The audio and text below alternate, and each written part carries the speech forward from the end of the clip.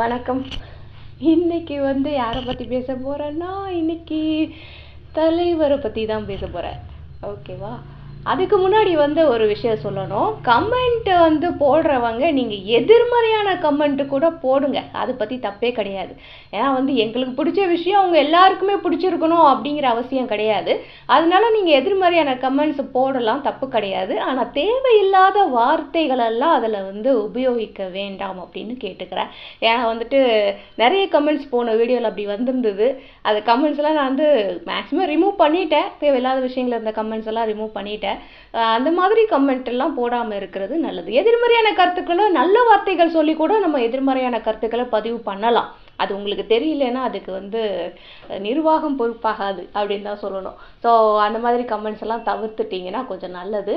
And நம்ம தலைவரை பற்றி என்ன பேச போகிறேன் அப்படின்னா, தலைவரை ஏன் தலைவர்னு சொல்கிறீங்க அப்படின்னு சொல்லிட்டு நிறைய பேர் கொஸ்டின் மார்க் பண்ணியிருந்தாங்க. போன வீடியோவிலே நான் ஒரு பாயிண்ட் 2 பாயிண்ட் சொல்லியிருந்தேன். அதாவது ஏன் இவரை நம்மளுக்கு பிடிச்சிருக்கு, எதுக்காக நம்ம தலைவராக ஏற்றுக்கிறோம் அப்படிங்கிறத குறித்து ஒரு சில கருத்துக்களை என் மனசுலேருந்து நான் ஷேர் பண்ணிக்கணும் அப்படின்னு ஆசைப்பட்றேன். இப்போ எனக்கு நினைவு தெரிஞ்ச நாள்லேருந்து நான் ரசிக்கக்கூடிய ஒரு நடிகர் அப்படின்னு பார்த்தீங்கன்னா அது தலைவர் தான். நான் சின்ன வயசில் இருக்கும் பொழுதே அவர் நம்பர் 1 தான் இருந்தார். இன்னைக்கு வரைக்கும் அவர் நம்பர் 1 தான் இருக்கார். ஸோ அப்போல்லாம் நம்மளுக்கு தெரியாது. நம்ம ரசிக்க ஆரம்பித்த காலகட்டங்களில் இவர் நம்பர் 1 இருக்கார், இவர் பெரிய ஹீரோ அப்படியெல்லாம் தெரியாது. ஃபஸ்ட்டு எதை பார்த்து நம்ம ரசித்தோம் அப்படின்னு சொன்னால் ஃபஸ்ட்டு ஸ்டைலு தான். இந்த ஃபாஸ்ட்டுன்னு சொல்லுவாங்க, ஃபாஸ்ட்டாக இருக்கிறது அப்படிம்பாங்களே. மற்ற நடிகர்களெல்லாம் கம்பேர் பண்ணும்போது இவர் கொஞ்சம் ஃபாஸ்ட்டாக தான் இருப்பார். எல்லா இதுலேயுமே நடக்கிறதா இருக்கட்டும், பேசுகிறதா இருக்கட்டும், டைலாக் டெலிவரியாக இருக்கட்டும், அந்த ஸ்டைல் பண்ணுறதா இருக்கட்டும், எல்லாமே கொஞ்சம் ஃபாஸ்ட்டாக இருக்கும். ஸோ அது நம்மளுக்கு பார்க்கும்போது கொஞ்சம் டிஃப்ரெண்ட்டாக தெரியும். அதுக்கு முன்னாடி வரைக்கும் நம்ம பார்த்துருக்க நடிகர்கள் நடிப்பு அப்படிங்கிறதுல எல்லாரையுமே நல்ல விதமாக தான் சொல்ல முடியும், யாரையுமே குறை சொல்ல முடியாது.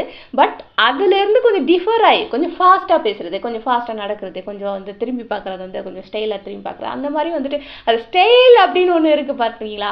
ஸோ அதுதான் எனக்கு ஃபஸ்ட்டு பிடிச்சிருந்தது. அதுக்கப்புறம் பார்த்திங்கன்னா அந்த ஸ்டைலே என்னெல்லாம் இருந்தது அப்படின்னு சொன்னால் ஃபர்ஸ்ட்டு சொல்லக்கூடியது ஹேர் ஸ்டைல் தான். இப்போ இருக்கிறத பற்றிலாம் நீங்கள் பேசக்கூடாது. நான் ஹேர் ஸ்டைல் அவருக்கு இயற்கையாக இருந்த ஹேர் ஸ்டைலை பற்றி பேசுகிறேன். அந்த ஹேர் ஸ்டைல் பார்த்தீங்கன்னா அப்போ தான் புதுசாக ஒரு ஹேர் ஸ்டைல் அப்படின்றது அவர் கொண்டு வந்தது அவர் தான். அதுக்கு முன்னாடி பார்த்தோம் அப்படின்னு சொன்னால் நிறைய விக்கு வச்சுட்டுலாம் நடிக்கிறவங்க நிறைய பேர் இருக்காங்க. யங்ஸ்டராக இருந்தால் கூட, முடி நல்லா இருந்தால் கூட விக்கு வச்சுட்டு தான் நடிக்கணும் அப்படிங்கிற மாதிரியெல்லாம் இருந்தது. ஸோ அதிலிருந்து கொஞ்சம் மாறக்கூடிய அந்த காலகட்டத்தில் இவருக்குன்னு ஒரு தனியாக ஒரு ஹேர் ஸ்டைல் இவர் க்ரியேட் பண்ணியிருந்தார். அது இவருக்கு நல்லாவும் செட் ஆச்சு. இதே மாதிரி ஹேர் ஸ்டைல் வச்சு நிறைய பேர் ட்ரை பண்ணாங்க அந்த காலகட்டத்தில். ஆனால் அவங்களுக்குலாம் கொஞ்சம் செட் ஆகலை. இவருக்கு அது பர்ஃபெக்டாக செட் ஆகி அதுவே கடைசி வரைக்கும் கண்டினியூ ஆகிற மாதிரி அது அவருக்குன்னு உள்ள ஒரு அடையாளமாக மாறிடுச்சு. அதே மாதிரி கூலர்ஸ் போட்டுக்கிறது, கண்ணாடியை ஸ்டைலாக போட்டுக்கிறது, இது வேற எந்த நடிகரும் இவ்வளோ பெர்ஃபெக்டாக பண்ணி நான் பார்த்தது கிடையாது. அதை அந்த கண்ணாடியை திருப்பி போடுறது அது தலைவருக்கு தான் அப்படின்னு சொல்லுவாங்க. ஸோ இதெல்லாம் பார்க்கும்போது நம்மளுக்கு ரொம்ப இம்ப்ரெஸ் ஆகும் சின்ன வயசில். அதுக்கப்புறம் பார்த்தீங்கன்னா ட்ரெஸ்ஸிங் ஸ்டைல், அந்த உள்ள ஒரு டிஷர்ட் போட்டு அதுக்கு மேலே ஒரு கோட் போட்டுக்கிற அந்த ஒரு ஸ்டைல் இவரால் தான் பிரபலமே ஆச்சு. இப்போ கூட சொன்னோம் அப்படின்னு சொன்னால் தலைவர் ஒரு ரஃப்பாக வரையணும் அப்படின்னு சொன்னால் ஒரு ஹேர் ஸ்டைல், ஒரு கண்ணாடி, அந்த கோட், அது வரைஞ்சாலே தலைவர் அப்படின்னு கண்டுபிடிச்சிடலாம். அது வரைய தெரியாதவங்க வரைஞ்சா கூட கண்டுபிடிச்சிடலாம் அப்படிங்கிற அளவுக்கு அவர் அவ்வளோ இதாக இருப்பாங்க. ஸோ அந்த மாதிரி அது மாதிரி ஷூஸ் நல்லா அவங்க எல்லா படத்துலையுமே ஷூஸ் யூஸ் பண்ணுவாங்க. ஸோ இதுதான் ஃபஸ்ட்டு இம்ப்ரெஸ் ஆகும் நம்மளுக்கு. சின்ன வயசில் நானுமே ரசிக்க ஆரம்பிச்சது இதை பார்த்து தான். ப்ளஸ் ஃபேஸ், ஐஸ் இதெல்லாம் பக்காவாக இருக்கும். அதை பார்த்தவொடனே அந்த காந்த மாதிரி இழுக்கிறது அப்படிம்பாங்க இல்லையா. ஸோ அந்த மாதிரி காந்த மாதிரி இழுக்கிறதுனால தான் அவரை ரசிக்கவே ஆரம்பித்தோம். ஸோ சின்ன வயசுலேருந்து அப்படியே ரசித்து வரும்போது ஒரு காலகட்டத்தில் நம்மளுக்கு இவர்கிட்ட வேறு என்ன பிடிக்கும் அப்படிங்கிற மாதிரி நம்ம வளர கொஞ்சம் யோசிப்போம்ல. ஸோ அப்படி யோசிக்கும் பொழுது இவர்கிட்ட என்னெல்லாம் பிடிச்சதுன்னா, ஃபஸ்ட்டு பார்த்தீங்கன்னா யார் பேசினாலுமே இவர் பொறுமையாக கேட்பார். அந்த லிசனிங் அப்படிங்கிறது இவர்கிட்ட நிறையவே இருக்கும். நிறைய பேர் பார்த்துருப்போம். அது ரொம்ப பிடிக்கும், அது லிசனிங் அப்படி பிடிக்கும். அதுக்கப்புறம் பார்த்தீங்கன்னா எனக்கு தலைவர்கிட்ட ரொம்ப பிடிச்ச விஷயம் அப்படின்னு சொன்னால், இது வரைக்கும் அவர் வந்து யாரையுமே குறை சொல்லி நான் பார்த்தது கிடையாது. இவர் இப்படி, அவர் அப்படி, இவர் இப்படி, இவர் நல்ல இல்லை, அவர் நல்லது கிடையாது, இப்படி அந்த மாதிரி யாரை பற்றியோ குறை சொல்லியோ புறங்கூறுதல் பண்ணியோ எதுவுமே வந்துட்டு நான் இது வரைக்கும் பார்த்தது கிடையாது. அதுதான் வந்துட்டு அவரை தலைவர் அப்படின்னு நான் சொல்கிறேன்னா அதுக்கு ஃபஸ்ட்டு ரீசன் வந்து இதாக தான் இருக்க முடியும். அதுக்கப்புறம் வந்து பார்த்தோம்னா, நம்ம வந்து எப்போவுமே வந்து வம்பு சண்டைக்கு போக மாட்டோம், வந்த சண்டையை விட மாட்டோம். அந்த மாதிரி தான் தலைவரும் அப்படி தான். வம்பு சண்டைக்கு போகிறது கிடையாது. யாருன்னா சண்டைக்கு வந்தாங்கன்னா கதம் பண்ணிட வேண்டியது தான். அப்படி தான் வந்துட்டு அவரும் வந்து அவரோட பாலிசியும் அப்படி தான். அவரை அப்போ யாரையும் குறை சொல்லல. யாராவது வம்பு இழுத்து அதுக்கு ரிப்ளை பண்ணி தானே ஆகணும், வேறு வழி இல்லை இல்லையா? ஸோ அந்த மாதிரியெல்லாம் சில விஷயங்கள் நடந்தது நம்மளுக்கு தெரியும். ஸோ அதுக்கப்புறம் வந்து பார்த்தோம் அப்படின்னு சொன்னால், இன்னொரு விஷயம் என்ன அப்படின்னா, எனக்கு ஆன்மீகத்தில் ரொம்ப ஈடுபாடு உண்டு. ஸோ ஆன்மீகத்தில் அவரும் ஈடுபாடாக இருக்கிறதுனால அதுவும் வந்துட்டு நம்மளுக்குள்ளே ஒத்து போச்சுன்னு வச்சுக்கோங்களேன். ஸோ ஆன்மீகவாதிகள் அப்படின்னு சொல்லும் பொழுது மிகப்பெரிய இடத்துல இருக்கிறவங்க நம்ம தமிழ்நாட்டில் பார்க்கும் பொழுது மிகப்பெரிய இடத்துல இருக்கக்கூடியவங்க ஆன்மீகவாதிகளாக இருக்கிறத பார்க்குறதே வந்து ரொம்ப அபூர்வமாக போயிடுச்சு இந்த காலகட்டத்தில். அப்படியே கோயிலுக்கு போனாலும் அதை வந்து பெருசாக வந்து பப்ளிசிட்டி பண்ணாமல் இருக்கிறவங்க தான் நிறைய பேர். நான் வந்து சாமியெல்லாம் கும்பிட மாட்டேன் அப்படின்னு சொல்லிட்டு வீட்டில் வந்து அடக்க உடக்கமாக வந்து பூஜை பண்ணிக்கிட்டு அந்த மாதிரிலாம் இருக்கக்கூடியவங்களாம் நிறைய பேர் இருக்காங்க. ஸோ இப்படிலாம் இருக்கக்கூடிய ஆட்கள் மத்தியில் நான் வந்து தெளிவாக நான் வந்து ஆன்மீக பாதையில் தான் போகிறேன், எனக்கு ஆன்மீகம் தான் பிடிக்கும் அப்படின்னு சொல்கிறது ஒன்று. ரெண்டாவது, அவர் இமயமலைக்கெலாம் போயிட்டு வர அது அவருடைய தனிப்பட்ட விருப்பம். அப்போ நம்மளுக்கெலாம் வந்து பிடித்தமான ஒரு கோயில் அப்படின்னு ஒன்று உண்டு இல்லையா? ஸோ எனக்கு வந்து எங்கள் ஊரில் திருநெல்வேலியில் இருக்கக்கூடிய நெல்லையப்பர் கோயில் தான் எனக்கு சின்ன வயசுலேருந்து நான் அங்கே தான் வந்து நடந்து பழகினதே அங்கே தான் அப்படின்னு சொல்லலாம். அந்த மாதிரி வந்துட்டு எனக்கு வந்து நெல்லையப்பர் கோயில் அப்படிங்கிறது ரொம்ப பிடிக்கும். இப்போ சென்னைக்கு வந்ததுக்கப்புறம் பார்த்தீங்கன்னா திருவண்ணாமலை வந்து ரொம்ப ஃபேவரட்டான ஒரு கோயிலாக இருக்குது. இது எனக்கு பிடிச்ச ஒரு இடம். அதே மாதிரி அவருக்கு வந்து இந்த இடத்துக்கு போனால் வந்து நம்மளுக்கு அமைதியாக இருக்கும், மன அமைதி கிடைக்கும் அப்படின்னு அவர் ஃபீல் பண்ண ஒரு இடம் இமயமலை. அதனால அவர் வந்து போயிட்டு வர்றாரு. அவர் மட்டும் தனியாக போல் அவர் ஃப்ரெண்ட்ஸ் கூடலாம் போவாங்க. அந்த வீடியோஸ் எல்லாம் நம்ம பார்த்துருப்போம். ஸோ அது வந்து அவருடைய தனிப்பட்ட விருப்பம். ஆன்மீகம் அப்படிங்கிறது அவருக்குள்ளே இருக்கிறதுனால இன்னும் கொஞ்சம் நம்மளுக்கு அவர் மேலே ஈர்ப்பு அதிகமாக இருந்தது. அதையும் வந்துட்டு யாரையும் மரியாதை இல்லாமல் பேசுகிறது கிடையாது. ஆன்மீகம் அப்படிங்கிறது உள்ளே வந்துட்டாலே நம்ம வந்து அடுத்தவங்கள மரியாதை இல்லாமல் பேச மாட்டோம். யாரையுமே நீங்கள் வாங்க போங்க பேசி தான் வந்து அவரை அப்படி தான் பேசி நான் பார்த்துருக்கேன். நீ வா போன்னு பேசி கூட நான் வந்து பார்த்தது கிடையாது. மேடையில் பேசும்போது கூட அவரையே சொல்லிக்கிட்டா கூட நம்மளை அப்படின்னு தான் சொல்லுவாங்களே தவிர வந்துட்டு ஒரு ஒருமையில் பேசுகிறது அப்படிங்கிறது கிடையாது. அது அந்த பேச்சு ஸ்டைல் அப்படிங்கிறது வந்து ரொம்ப பிடிக்கும். அதே மாதிரி வசனங்கள் பேசும்பொழுதுமே அவரோட பேச்சு ஸ்டைல் அப்படிங்கிறது வித்தியாசமாக தான் இருக்கும். ஏன்னா வந்து அவர் கர்நாடகாவில் வளர்ந்தவர். அதனால் வந்து அங்கே இருக்கக்கூடிய அந்த ப்ரொனன்சியேஷன் சில இடங்களில் கொஞ்சம் அழுத்தி உச்சரிக்கிறது இதெல்லாம் வந்துட்டு அவருக்கு ரொம்ப ப்ளஸ் பாயிண்டாக இருந்தது சினி ஃபீல்டில். கிட்டத்தட்ட வந்துட்டு நம்மளுடைய நடிகர் அர்ஜுன் அவர்களுக்கும் அவருடைய ப்ரொனன்சியேஷனும் இவங்க ப்ரொனன்சியேஷன் கிட்டத்தட்ட கொஞ்சம் ஒரே மாதிரி இருக்கும். எனக்கு அப்படி தோணுச்சு, உங்களுக்கு எப்படி தோணுது அப்படின்னு தெரியல. அந்த ப்ரொனன்சியேஷன்லாம் வந்துட்டு நம்மளுக்கு ரொம்ப பிடிக்கும். அது மட்டும் கிடையாது, அவர் சொல்லக்கூடிய அந்த குட்டி கதைகள், இந்த குட்டி கதைகள் அப்படிங்கிற ஒரு விஷயத்தை வந்து ரொம்ப பிரபலமாக்குனதே இவர் தான் அப்படின்னு சொல்லலாம். அந்த அளவுக்கு வந்து அதுக்கு முன்னாடி இருந்த நடிகர்கள்லாம் குட்டி கதைகள் சொல்லியிருப்பாங்களா அப்படிங்கிறது எனக்கு தெரியல. ஏன்னா வந்துட்டு சொல்லி இருக்கலாம், எனக்கு தெரியல. ஆனால் வந்துட்டு இவர் சொல்லும் பொழுது நீங்கள் பார்த்தீங்கன்னா ஒரு கதையும் பார்த்தீங்கன்னா ஒரு மாரல் ஸ்டோரிஸ்ன்னு சொல்லுவாங்க இல்லையா, ஒரு நல்ல விஷயத்தை சொல்லக்கூடிய கதைகள் அப்படின்ட்டு. இந்த கதைகளை எத்தனை பேர் படிச்சிருப்பாங்க அப்படின்னு தெரியாது. ஆனால் ஒரு மேடையில் இவர் சொல்லும் பொழுது இவருடைய ரசிகர்களாக இருக்கக்கூடியவர்கள் அல்லது இவருடைய வீடியோக்களை பார்க்கக்கூடியவர்கள் அத்தனை பேருக்கும் அந்த கதை வந்து போய் சேரும். அது ஆன்மீக கதையாக தான் இருக்கும்னு அவசியம் கிடையாது, சாதாரணமான ஒரு மாரல் ஸ்டோரியாக கூட இருக்கும். நம்ம சொன்ன இந்த தவளை கதையெல்லாம் சொல்லுவார் இல்லையா, காது கேட்காத தவளை தான் வந்து மேலே வரைக்கும் வரும் அப்படின்னு சொல்லிட்டு. உண்மையிலே வந்து தலைவர் வந்து அப்படிதான் காது கேட்காத தவளையாக இருந்ததுனால தான் இவ்வளோ பெரிய உயரத்துக்கு அவரால் போக முடிஞ்சுது. ஏன்னா கீழே வந்து எவ்வளோ குளறுபடிகள் நடக்குது நம்ம பார்த்துக்கிட்டு தான் இருக்கோம். ஒருத்தர் காலை வாரி விடுறது, ஒருத்தரை கிண்டல் பண்ணுறது, எவ்வளோ மீம்ஸ் நம்ம சோசியல் வெப்சைட்டு திறந்தா போதும் அவ்வளோ மீம்ஸ் இருக்குது. ஒருத்தர் நம்மளுக்கு பிடிக்கலைன்னா அவரை பற்றி வந்து தப்பாக மீம்ஸ் போடுறது, தப்பான வார்த்தைகளை வந்து சொல்லி கமெண்ட் பண்ணுறது, எவ்வளோ விஷயங்கள் நடந்துகிட்ருக்கு. ஸோ இதெல்லாம் வந்து நம்ம காதில் வாங்கிக்காம நம்ம பாட்டுக்கு நம்ம வழியில் போய்கிட்டே இருந்தோம்னா வந்துட்டு தலைவர் மாதிரி நம்மளும் வந்து நம்மளுடைய வேலையில் பெரிய பொசிஷனை கண்டிப்பாக அடைய முடியும். ஸோ அந்த ஒரு குட்டி கதை வந்து எனக்கு ரொம்ப பிடிக்கும். எல்லாருமே லைஃப்பில் ஃபாலோ பண்ண வேண்டிய ஒரு விஷயம். அடுத்தவங்க சொல்கிறத கேட்டு கேட்டு கேட்டு அதெல்லாம் மைண்டில் ஏற்றிக்கிட்டே இருந்தோம்னா நம்ம வழியில் நம்ம போகவே முடியாது. நம்ம வேலையை பார்த்துட்டு நம்ம போய்கிட்டே இருந்தோம்னு சொன்னால் கண்டிப்பாக ஒரு நாள் ஒரு பெரிய லெவலில் ரீச் பண்ண முடியும். ஸோ இந்த மாதிரி குட்டி கதைகள் சொல்கிறதெல்லாம் வந்துட்டு ஒரு ஸ்டேஜில் எனக்கு பிடிச்சிது. அதாவது ஒரு வயசில் நம்ம வளர்ந்து வரும்பொழுதும் அவர் பண்ணக்கூடிய விஷயங்கள் ஒரு விஷயங்களை நம்ம ரசிச்சுட்டு இருப்போம். அந்த வகையில் ஒரு ஸ்டேஜில் இந்த குட்டி கதைகள் எல்லாம் நம்மளுக்கு பிடித்தமான ஒரு விஷயங்களா இருந்தது. அது மட்டும் கிடையாது, இவர் வந்து சினிமா ஃபீல்டில் இருக்கிறவங்களா இருக்கட்டும், இல்லை வெளி உலகத்தில் இருக்கிறவங்களா இருக்கட்டும், ஒரு திறமை ஒருத்தர்கிட்ட இருந்தது அப்படின்னா அதை அப்ரிஷியேஷன் பண்ணுறதுக்கு இவர் மறந்ததே கிடையாது. நல்லா வந்து அப்ரிஷியேஷன் பண்ணுறதே ஒரு பெரிய ஒரு விஷயம் தானே. எத்தனை பேர் பண்ணுறாங்க யோசிச்சு பாருங்க. பார்த்துட்டு பார்க்காம போகிறவங்க கூட நிறைய பேர் இருப்பாங்க. இப்போ நம்மளே கூட இருப்போம். நம்மளே ஒரு 4 ஃப்ரெண்ட்ஸ் இருக்கோம்னா, ஒருத்தருக்கு ஒரு டேலண்ட் இருக்குன்னா அதை மனம் திறந்து பாராட்டுறவங்க எத்தனை ஃப்ரெண்ட்ஸ் இருப்பாங்க யோசிச்சு பாருங்க.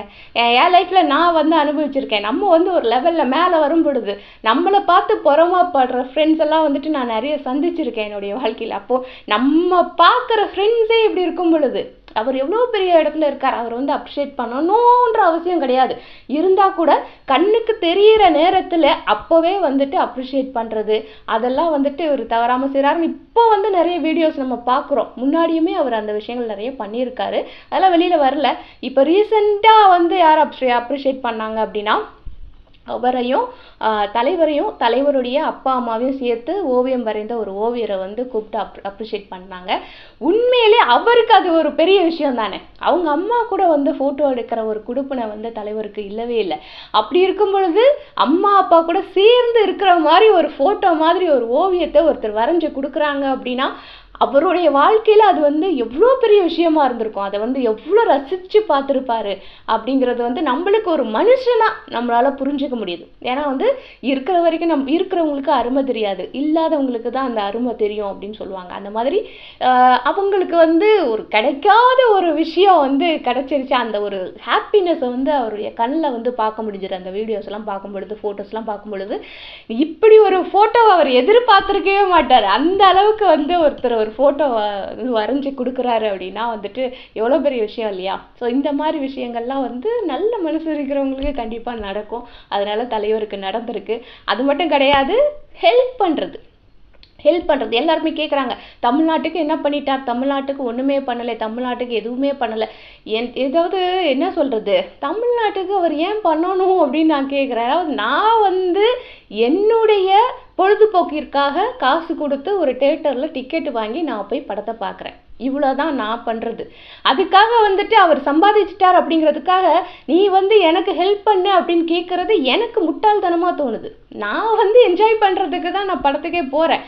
அவர் நல்லா இருக்கட்டும், நம்ம காசு கொடுத்தா அவர் படம் ஓடும், அவர் பெரிய சூப்பர் ஸ்டாராக வந்துடுவார் அப்படின்னு நினச்சி யாருன்னா படத்துக்கு போகிறோமா? கிடையவே கிடையாது.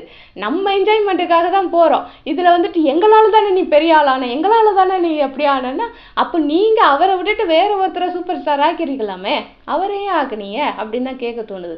ஏன்னா வந்துட்டு அவருடைய உழைப்பு, அவருடைய டெடிகேஷன், அவர் வந்து சென்ற பாதை, பண்ண பிளானிங்ஸ் இதெல்லாமே சரியாக இருந்ததுனால தான் இன்றைக்கும் நம்பர் 1 இடத்துல அவரால் இருக்க முடியுது. இதுக்கு நான் தான் வந்து ஒரு பணக்காரனான காரணம், நான் படம் பார்த்ததுனால தான் நீ நம்பர் 1 இடத்துல இருக்க அப்படின்னு சொல்கிறது வந்து அதை விட ஒரு சைல்டிஷான ஒரு விஷயம் இருக்கவே முடியாது. கொஞ்சம் யோசிச்சு பாருங்க. நம்ம எதுக்கு படத்துக்கு போகிறோம்? நம்ம என்ஜாய் பண்ணுறதுக்கு தான். அந்த நடிகர் வாழணும்னோ, அந்த டைரக்டர் வாழணும்னோ, அந்த தயாரிப்பாளர் வாழணும்னோ நம்ம யாருமே படத்துக்கு போகிறது கிடையாது. நம்ம என்ஜாய்மெண்ட்டுக்கு தான் போகிறோம். அப்போ நம்ம என்ஜாய்மெண்ட்டுக்கு போகும்போது நமக்கு பிடித்த நடிகர்கள் படத்துக்கு போவோம். இந்த படத்துக்கு போனால் நல்லா என்ஜாய்மெண்ட்டாக இருக்கும்பா, பார்க்கலாம்ப்பா, நல்லா இருக்கும்பா அப்படின்னு போகிறோம். சில நல்ல படங்களை நம்ம பார்க்கவும் தவறி போயிடுறோம். இதெல்லாம் நடக்குது. அப்படி இருக்கும் பொழுது என்னால் தான் நீ பெரிய ஆளான அப்படின்னு சொல்லிட்டு எப்படி நம்ம கேள்வி கேட்க முடியும்? அவர் சம்பாதிக்கிறார், அவர் எதில் இன்வெஸ்ட் பண்ணணும்னு நினைக்கிறாரோ அதை அவர் இன்வெஸ்ட் பண்ணுவார். அது அவரோட விருப்பம். அது வந்து நம்ம வந்து கேள்வி கேட்குறதுக்கு யாருக்கும் ஒரு ரைட்ஸே கிடையாது. அப்படி கேள்வி கேட்டிங்கன்னா அது ரொம்ப குழந்தைத்தனமான ஒரு கேள்வியாக இருக்கும். ஸோ அந்த மாதிரி கேள்வியெல்லாம் வந்துட்டு இனிமேல் தவிர்த்துக்கிறது நல்லது. ஸோ இதெல்லாம் வந்துட்டு ஒரு ஸ்டேஜில் இதெல்லாம் நம்ம வந்து ரசித்தோம். அதுக்கப்புறம் வந்து பார்த்தா நம்ம வந்து படித்து முடித்து வேலைக்கு போய் சம்பாதிச்சதுக்கப்புறமா ஒரு ரூபாய் சம்பாதிக்கிறதுக்கு நம்ம எவ்வளோ பாடுபடுறோம்பா அப்படின்னு யோசிக்கும் பொழுது அப்போ வந்து இவர்கிட்ட என்ன ரசிக்கிறோம் அப்படின்னு சொன்னால் அவர் பண்ண அந்த ஹார்ட் ஒர்க், டெடிகேஷன், இந்த மாதிரி விஷயங்களெல்லாம் வந்துட்டு நம்ம ரசிக்க ஆரம்பிக்கிறோம். அப்போ வந்து யோசிச்சு பார்ப்பேன், நான் கூட யோசிச்சு பார்ப்பேன். மீடியா அப்படிங்கிறது வந்துட்டு இப்போ சினிமாவில் நடிக்கிறாங்க அப்படின்னா ஒரு 10 நாள் கால் ஷீட் கொடுக்குறாங்கன்னா அது 10 நாள் ஆகும், 15 நாள் ஆகும், ஒரு மாதம் கூட ஆகும். ஸோ அந்த அளவுக்கு நம்ம வந்து குடும்பத்தை விட்டுட்டு போய் எங்கே ஷூட்டிங் நடக்கோ அங்கே வந்து தங்கி இருந்து அதெல்லாம் வந்து முடிச்சு கொடுத்துட்டு தான் நம்ம வீட்டுக்கு வர முடியும். இது எல்லாருக்குமே தெரிஞ்ச ஒரு விஷயந்தான். அங்கெல்லாம் வந்துட்டு நிறைய வந்து உங்களுக்கு அரேஞ்ச் பண்ணிடுவாங்க, ரூம் அரேஞ்ச் பண்ணிடுவாங்க, தேவையானதெல்லாம் கொடுத்துருவாங்க. இதெல்லாம் இருந்தால் கூட நம்ம குடும்பத்தை விட்டுட்டு இன்னொரு இடத்துக்கு போய் நம்ம வந்து வேலை செய்யணும் அப்படிங்கிறது ஒரு பெரிய ஒரு விஷயம்தான். அது வந்து யோசிக்க வேண்டிய ஒரு விஷயம் தான். ஆனால் நம்ம வீட்லேயே நம்ம யாரோ ஒருத்தர் இங்கே வேலை பார்த்துட்டு இருக்கிறவங்க வேற ஒரு இடத்துக்கு ட்ரான்ஸ்ஃபர் ஆகி போயிடுறாங்க.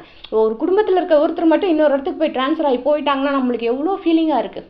ஸோ குடும்பமும் அவங்கள மிஸ் பண்ணும், அவங்களும் குடும்பத்தை மிஸ் பண்ணுவாங்க. ஸோ இந்த விஷயம் வந்து மீடியாவில் நிறைய உண்டு. ஸோ இந்த விஷயத்தினால தான் பிரச்சனைகளும் நிறைய வரும். மீடியா சம்மந்தப்பட்ட குடும்பங்களில் பிரச்சனை வரத்துக்கு காரணமே வந்து இதாக தான் இருக்கும்.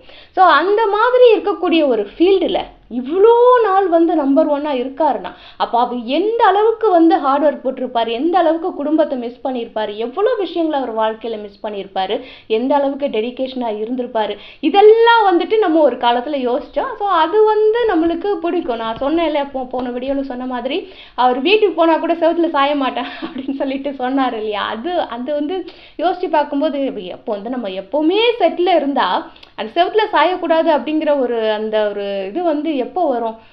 நிறைய நேரம் செட்டில் செலவு பண்ணாதான் வந்து, அதாவது சினிமா ஷூட்டிங் செட் இருக்கு இல்லையா, அதில் வந்து நிறைய நேரம் செலவு பண்ணாதான் அப்போது வந்து இந்த வந்து செட்டு சுவர் இது அதில் சாயக்கூடாது விழுந்துரும் அப்படிங்கிறது மைண்டில் வரும். அப்போ வந்து வீட்டில் போனால் கூட செவத்தில் சாயாமல் இருக்கிற ஒரு பழக்கம் வந்து வரும். ஸோ அந்த மாதிரி வந்து ஒரு ஹார்ட் ஒர்க் அப்படிங்கிறது இவர்கிட்ட நிறையவே இருந்தது. ஸோ சில நேரங்களில் வந்து அதெல்லாம் யோசிப்பேன். அதுக்கப்புறம் வந்துட்டு இந்த அவர் வந்து எங்கே இருந்து ஆரம்பித்து எங்கே போயிருக்கார், அவருடைய லைஃப் கிராஃப் வந்து நம்ம எடுத்து பார்த்தோம் அப்படின்னு சொன்னால், ஆரம்பத்தில் இவர் வந்து பெரிய ஃபேமிலி கிடையாது. இவருக்கு வந்து என்ன வேணால் செய்கிறதுக்கு ஆட்கள் கிடையாது. இப்போலாம் நிறைய பேர் இருக்காங்க, நிறைய நடிகர்கள் இருக்காங்க, தயாரிப்பாளர்களுடைய பிள்ளைகளே நிறைய பேர் இப்போ நடிக்கிறாங்க. அப்போ தயாரிப்பாளர்களாக இருக்கக்கூடியவங்க கோடி கணக்கில் பணத்தை போட்டு பிள்ளைகளுக்காக வந்து படங்கள் எடுக்கிறாங்க. நிறைய இடங்கள்ல நடக்குது. அது டைரக்டரோட பிள்ளைங்கள் வராங்க, தயாரிப்பாளரோட குழந்தைகள் வராங்க, இன்னும் சொல்லப்போனால் அரசியல்வாதிகளோட பிள்ளைங்கள் கூட நிறைய பேர் வந்து நடிச்சிட்டு இருக்காங்க. ஸோ அவங்களுக்குலாம் ஒரு பேக்ரவுண்ட் இருக்குது. இருந்தால் கூட இந்த அளவுக்கு ரீச் ஆக முடியுதா அப்படின்னு கேட்டால் கண்டிப்பாக கிடையாது.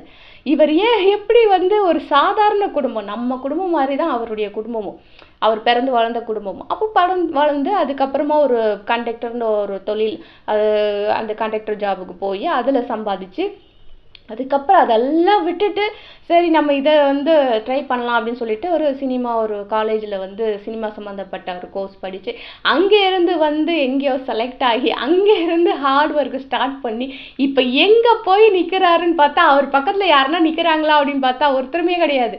அந்த அளவுக்கு வந்து ஒரு பெரிய ஹைட்டில் போய் நிற்கிறாருன்னா அந்த ஒரு முன்னேற்றத்துக்கே நம்ம வந்து சல்யூட் அடிக்கணும். அது நிறைய பேர் வந்து ஹெல்ப் பண்ணியிருப்பாங்க, கை கொடுத்து தூக்கி விட்டவர்கள் நிறைய பேர் இருக்கலாம். எல்லாருக்குமே வாழ்க்கையில் அப்படி நடக்கும். ஒரு சமயத்தில் வந்து நம்ம சறுக்கி விடும் பொழுது கை கொடுத்து தூக்கி விடக்கூடியவர்கள் நிறைய பேர் இருப்பாங்க. அதே மாதிரி வந்து தலைவருக்குமே நிறைய பேர் வந்து ஹெல்ப் பண்ணியிருக்காங்க, கை கொடுத்து தூக்கி விட்டுருக்காங்க. நிறைய தயாரிப்பாளர்கள், நிறைய டைரக்டர்ஸ் வந்து இவரை நம்பி படம் எடுக்கிறது வந்து இவருக்கு கிடைச்ச மிகப்பெரிய ப்ளஸ் பாயிண்ட்ஸ். அதெல்லாம் வந்துட்டு இவருக்கு அமைஞ்சது அப்படின்னு தான் சொல்லணும். ஸோ அதெல்லாம் நல்லபடியாக யூஸ் பண்ணிக்கிட்டு அதுக்கும் தாண்டி வந்துட்டு எந்த தலக்கணமும் இல்லாமல் நீங்கள் பார்த்தீங்கன்னா இப்போது கொஞ்சம் 2 படம் ஓடிட்டுனாலே அவங்க பேசுகிற பேச்சு நம்மளால கேட்க முடியல, அந்த அளவுக்கெல்லாம் வந்துட்டு இருக்குது. இவர் இவ்வளோ பெரிய இடத்துல இருந்தால் கூட அந்த மாதிரி தலைக்கணமான பேச்சுகள் இவர் பேசியிருக்காரா அப்படின்னு கேட்டால் கிடையாது. சரி நம்ம கிட்ட தான் பேசலை, கூட இருக்கவங்க கிட்டையாவது அப்படி தான் பழகுவாரா அப்படின்னு கேட்டால் அதுவும் கிடையாது. டைரக்டருக்கு கொடுக்க வேண்டிய மரியாதை அவங்களுக்கு கொடுப்பாங்க, தயாரிப்பாளர் கொடுக்க வேண்டிய மரியாதை கொடுப்பாங்க, கூட இருக்கக்கூடியவங்களுக்கு கொடுக்க வேண்டிய மரியாதையும் கரெக்டாக கொடுப்பாங்க. அவங்க ஸ்டார்டிங்கில் எப்படி இருந்தாங்களோ அதே மாதிரி தான் இப்போ இருக்கிற படங்கள்லையும் அவங்க நடிச்சிட்டு இருக்காங்க அப்படிங்கிறது அவங்களை சார்ந்தவர்கள் நம்மளுக்கு அந்த விஷயங்களை சொல்கிறாங்க. ஸோ லாரன்ஸ் மாஸ்டர் கூட ஒரு விஷயம் ஷேர் பண்ணியிருந்தார். அதாவது தலைவரோட படத்துக்கு அவர் வந்து டான்ஸ் போடும் பொழுது அங்கே வந்து எல்லா டான்சர்ஸும் வந்து லாரன்ஸ் மாஸ்டருக்கு நமஸ்காரம் பண்ணிட்டு போனாங்க. அதே மாதிரி வந்து சூப்பர் ஸ்டாரும் வந்து எனக்கு நமஸ்காரம் பண்ணிட்டு போனார். எனக்கு ஒரே ஒரு மாதிரி ஆயிடுச்சு, என்ன சார் இப்படிலாம் பண்ணுறீங்க அப்படின்னு கேட்கும் பொழுது அவர் சொன்னாராம், இல்லை நீங்கள் வந்து மாஸ்டர் குரு இடத்துல இருக்கீங்க, உங்களுக்கு வந்து நான் நமஸ்காரம் பண்ணி தான் ஆகணும் அப்படின்னு சொன்னாராம். அதாவது லாரன்ஸ் மாஸ்டர் வந்து டான்ஸ் போடுற நேரம் அப்படின்னா கண்டிப்பாக இவர் வந்து நம்பர் 1ல இருக்கக்கூடிய ஒரு தருணம். அப்படி இருக்கும் பொழுது அவர் வந்து எனக்கு நீ குரு இப்போ நீ எனக்கு டான்ஸ் சொல்லி கொடுக்க போற அப்படின்னு சொல்லிட்டு அவருக்கு நமஸ்காரம் பண்ணாரு அப்படின்னு சொன்னா இதை விட ஒரு பணிவான ஒரு விஷயம் வந்து ஒரு மனுஷனால பண்ணவே முடியாது. ஸோ அப்படி தனக்கு சொல்லி கொடுக்குற அத்தனை குருமார்களுக்குமே வந்துட்டு அவர் மரியாதை செலுத்துறார். அதே மாதிரி தன்னை வைத்து படம் எடுக்கக்கூடிய டைரக்டர்ஸ், தயாரிப்பாளர்கள் எல்லாருக்குமே அந்த மரியாதை அப்படிங்கிறத அவர் கொடுக்குறாரு இல்லையா. ஏன்னா நிறைய நடிகர்களை பற்றி நம்ம சில விஷயங்கள் கேள்விப்படுறோம். அப்படியெல்லாம் இல்லாமல் இவர் வந்து மரியாதை கொடுக்குற விஷயத்துல இவர் எந்த விதத்துலையும் குறைஞ்சு போனது கிடையாது. அந்த மாதிரி இருக்கிறதுனால அவர் வந்து நம்மளுக்கு அந்த விஷயத்தில் நம்மளுக்கு அவர் மேலே மரியாதை வருது. அந்த அளவுக்கு அவர் மற்றவங்களுக்கு மரியாதை கொடுக்குறாரு. அதுக்கப்புறம் வந்து பார்த்தீங்கன்னா அவர் இப்போ பார்த்தோம் அப்படின்னு சொன்னால் ஒரே பிரமிப்பா இருக்கு. எங்க இருந்து ஆரம்பிச்சு இந்த மனுஷன் எங்க போயிருக்காரு அப்படின்னு சொல்லி பார்க்கும்பொழுது அந்த பிரமிப்பு வருது இல்லையா. இப்போ நம்ம வாழ்க்கையில நம்ம நிறைய கஷ்டப்பட்டிருக்கோம்.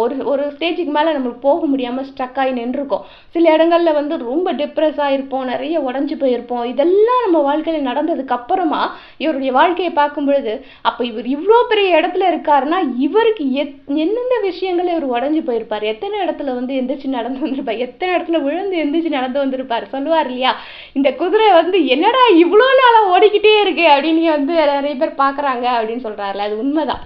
அவர் வந்து யானை இல்லை, அவர் வந்து குதிரை அப்படிங்கிறது உண்மையான ஒரு விஷயம் தான். நிறைய இடங்கள்ல விழுந்தா கூட அது விழுந்துட்டோம் அப்படிங்கிறத வந்து மறந்து திரும்பியும் எந்திரிச்சு ஓடக்கூடியவங்க எத்தனை பேர் இருக்கோம்.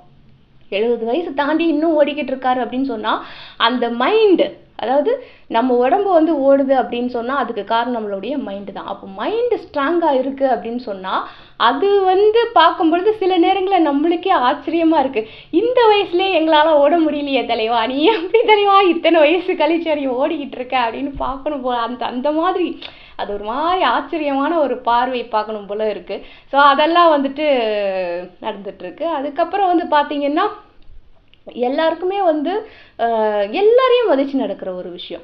சின்ன குழந்தைங்களாக இருக்கட்டும், பெரியவங்களாகட்டும், எல்லாரையுமே மதித்து நடக்கக்கூடிய ஒரு விஷயம் வந்து இவர்கிட்ட வந்து நம்ம நிறைய கற்றுக்கணும். அந்த மாதிரி விஷயங்கள்லாம் அதுவும் வந்து இப்போ நடிக்க ஆரம்பிக்கிற சின்ன பசங்கள்லாம் வந்துட்டு சொல்கிறாங்க எனக்கும் எங்கள் அப்பாவுக்கும் சம்மந்தம் கிடையாது, அவர் வேறு நான் வேறு அப்படிங்கிற மாதிரிலாம் பேச்ச ஆரம்பித்து பேசிகிட்டு இருக்காங்க. ஸோ அப்படி இருக்கும் பொழுது எப்படி பேசணும், எப்படி நடந்துக்கணும், எப்படி மரியாதை கொடுக்கணும், எப்படி மற்றவங்களை மதித்து நடக்கணும், இதெல்லாம் வந்துட்டு நம்ம தலைவர்கிட்ட இருந்து கற்றுக்கலாம். அதை தாண்டி ஆன்மீகம் கற்றுக்கலாம், அதுக்கு தாண்டி வந்து குட்டி கதைகள் கற்றுக்கலாம். இப்படி நிறைய விஷயங்கள் கொட்டி கிடக்குது அவர்கிட்ட. இவர தலைவர்னு சொல்லலைன்னா நாங்கள் வேற யார தலைவர்னு சொல்றது சொல்லுங்க. ஸோ எனக்கு பிடிச்ச விஷயங்களை தான் நான் வந்து இங்கே ஷேர் பண்ணேன். ஸோ இதே மாதிரி உங்களுக்கும் வந்துட்டு நிறைய விஷயங்கள் பிடிச்சிருக்கலாம். அதையும் தாண்டி வந்து பார்த்தீங்கன்னா நான் மட்டும் இன்ஸ்பயர் ஆயிருக்கேனா அப்படின்னு பார்த்தா கிடையாது. இப்போ வந்துட்டு இருக்கக்கூடிய அப்கமிங் ஹீரோஸை பார்த்தீங்கன்னா 100க்கு 90% ஹீரோஸ் வந்து இவரை தான் ஃபாலோ பண்ணி வருவாங்க. அது மட்டும் கிடையாது, உள்ளே வரும்போதே நான் வந்து சூப்பர் ஸ்டார் மாதிரி வரணும் அப்படின்னு தான் மைண்டில் வச்சு வருவாங்க. ஸோ அதெல்லாம் வந்து இருக்கும் பொழுது இவரை கொண்டாடுறதுல என்ன தப்பு, அதுதான் என்னுடைய கேள்வி.